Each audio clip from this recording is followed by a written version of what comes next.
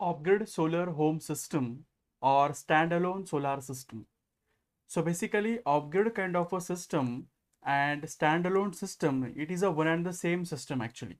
Whenever we are using the battery power system in a system, it comes under the standalone system.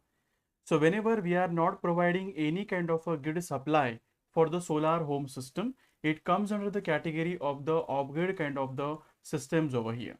So whatever the power has been generated in the solar system, it has been stored in the battery, and this power will going to use in the night time whenever the sun is not been available.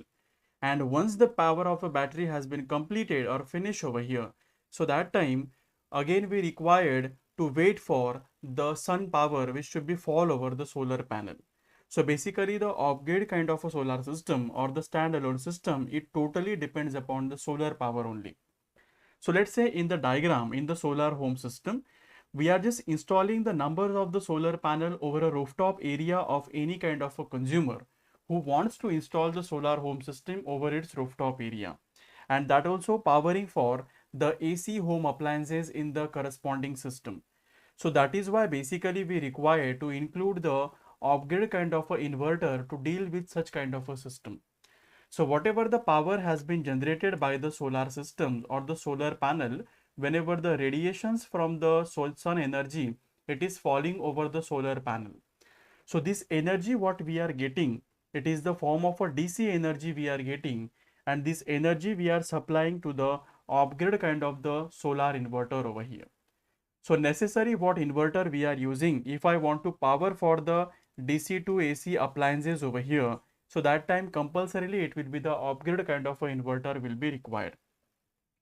So in this case of a off-grid kind of a inverter, here actually the charge controller has been fitted over here actually.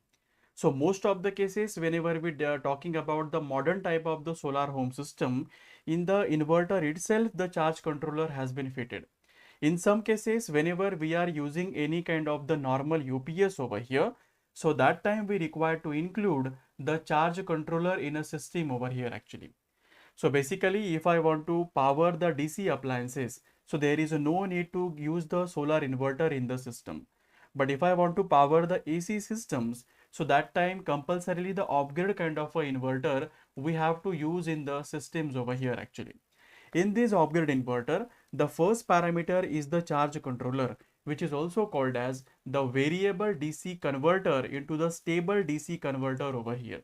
So whatever the variable voltage and the current that we are getting from the solar panels over here actually, it try to convert this variable voltage of this corresponding solar system into the stable form of the DC voltage. Because whenever we want to convert the power from DC to the AC waveform, so that time it is just passed through the electrolytic capacitors over here actually. And in this electrolytic capacitor for very short period of a time, this power has been stored over here actually. So whatever the DC power we are getting, and that to be the stable DC waveform we are getting, for a short period of a time it will be stored in the electrolytic capacitor, and later it has been given to the DC to the AC converter in the system over here actually. And this DC to AC converter changes the waveform of the DC form of the electricity into the sinusoidal waveform over here. And later we attach the LCL filters over here in the off-grid kind of a solar system, so that we can just get the pure form of the sinusoidal waveform, and that to be having the one phase, that is a single phase, 240 volt, and the frequency of the 50 hertz. So every country depends upon their own standard what amount of the frequency for electricity they are using. In the United States, the people are using the 60 hertz. In India, we are using the 50 hertz over here. So it depends upon which country we are inverting. We are just purchasing the inverter and what is their requirements over here. Typically, the off-grid solar system is not dealing with the corresponding grid supply over here actually. So that is where it is very effective utilization we can do it over here actually. So we are just connecting one supply for this inverter towards the battery, and another supply we are giving to the MCB of the home equipments over here actually. So where there is a LT panel in the bigger scale, or in the smaller scale when we call it is a small switchboard also we can say it over here. So there we just supply this corresponding electricity over here actually.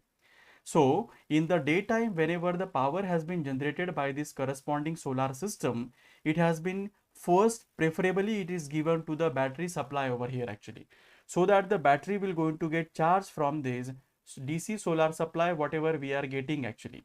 So whatever the electrolytes are present in the battery in the liquid format, it will just convert into the solid format over here actually. It will just store the charge in the corresponding batteries over here actually.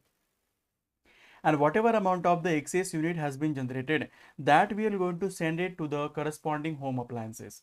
In the night time, whenever there is no sun power has been available, the battery power inverter takes the battery power in terms return, and this DC form of the electricity once again converted into the AC, and it has been powering to the corresponding the solar home systems over here. But this system will be applicable whenever we want to run the AC appliances in the corresponding solar home systems over here. So basically in this diagram, the two kinds of the off-grid solar home systems has been shown over here actually. First is called as the DC to DC home system, and the second is called as the DC to AC home systems over here actually.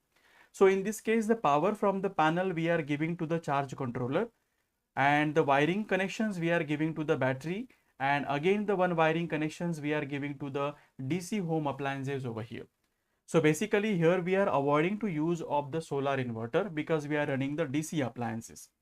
Simultaneously in the second system, here we are using the DC to AC inverter by introduction of the charge controller over here actually. So here we stores the power in terms of the battery, we invert the power from the DC to AC, and then we're going to give to the solar home systems over here actually.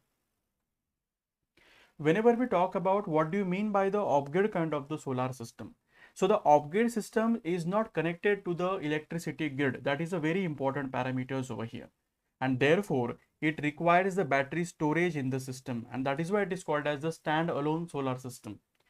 Off-grid kind of a solar system must be designed appropriately so that they will generate enough power throughout the year over here, because the consumer is typically depends upon the off-grid kind of a solar system, and that is why whenever we design the power, we appropriately design the ampere hour capacity of a battery.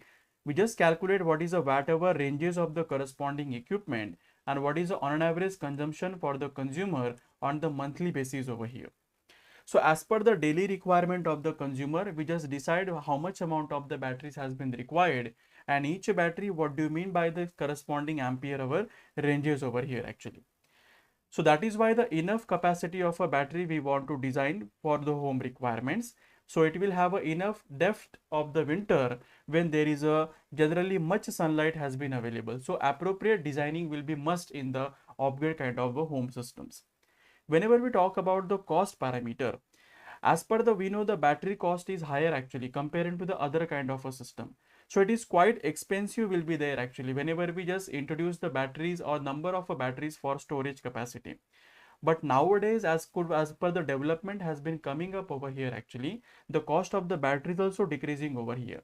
So slowly day by day the cost of the system is also going to get decreased over here actually, as per as the market is growing in the off-grid kind of a standalone home systems.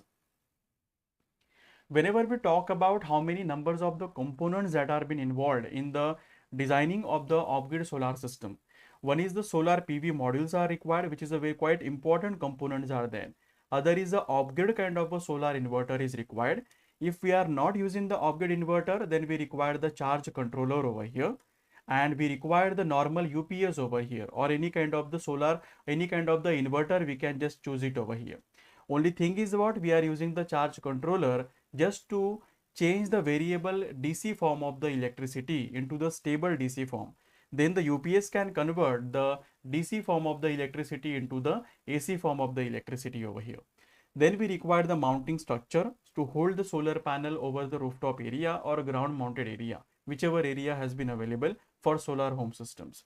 Then we require the battery bank. Either we can go for the one battery, or we can go for the 2 or 3 batteries as per the requirement. Some of the balance of the system is consisting of the cables, switchboards are required. Some bigger system, the junction boxes are also required, meters are required, structures are required, tracking system is required if it is requirement for the consumer. earthing system will be required, and some kind of a circuit breakers and the fuses are required just for the protections of the system. But as good as the designing of a system will be lesser capacity, simultaneous balance of the system will also be required in the lesser extents over here actually.